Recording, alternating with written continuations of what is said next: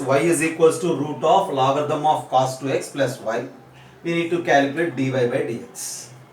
Dy by dx is y dash and we need to calculate y dash. First square it on both sides. It becomes like y square is equals to logarithm of cos 2x to the base e plus y. Okay. And then now you just apply differentiation now. So for y square, what is the derivative? For x square it is 2x if you differentiate with respect to x. For y square, if you differentiate with respect to x, for y square the derivative is 2y into dy by dx, which we are mentioning as y dash, is equals to, what you say about this logarithm of cos 2x to the base e? Derivative for the logarithm is 1 by.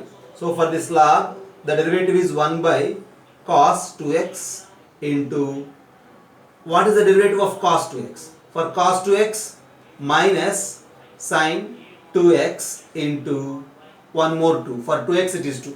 Logarithm of cos 2x involves with 2x one function. Cos 2x is the second function. Logarithm is the third function. For logarithm it is 1 by cos. For cos it is minus sin. And for 2x it is 2 plus derivative of this y is simply y dash.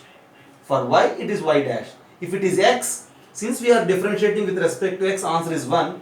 Since it is y, differentiation with respect to x is dy by dx, which is y dash. So 2y y dash and this is y dash. Send this y dash this side. It becomes 2y minus 1 into y dash is equals to here minus sin by cos is tan 2x and with 1 more 2. Okay. So finally what is y dash?